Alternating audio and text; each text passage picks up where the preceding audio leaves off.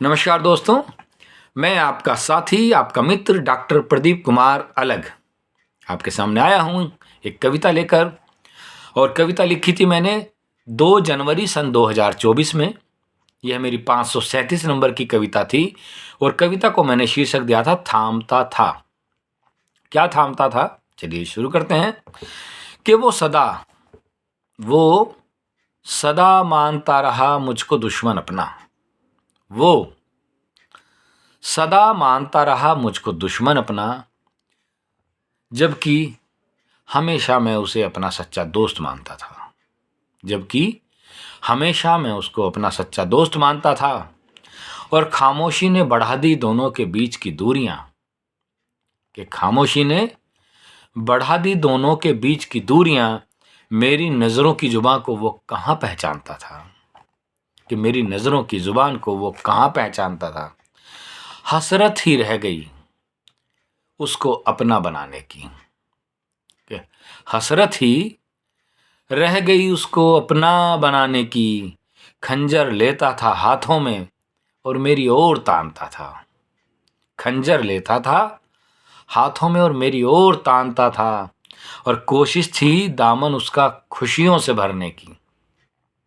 कोशिश थी मेरी कि कोशिश थी दामन उसका खुशियों से भरने की।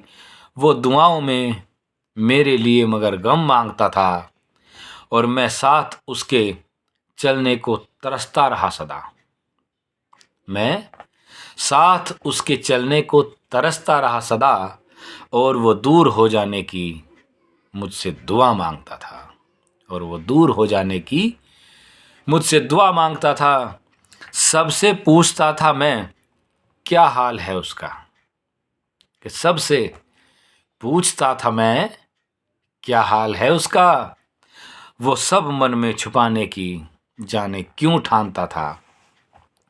और मैं प्यार से उसको देखता रहा सदा ही।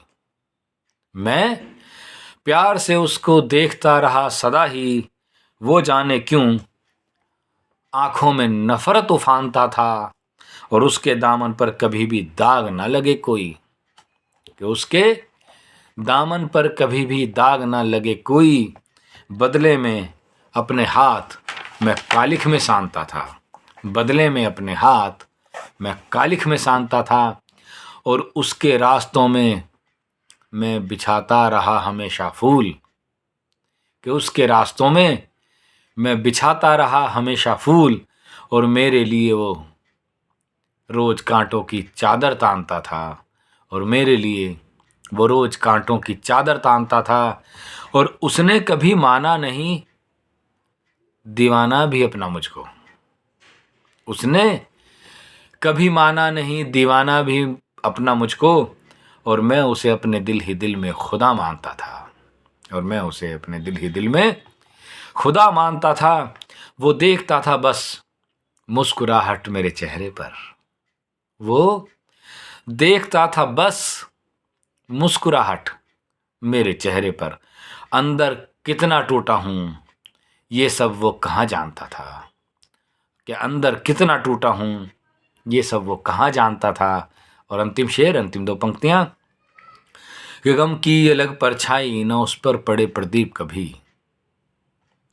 कि गम की अलग परछाई न उस पर पड़े प्रदीप कभी।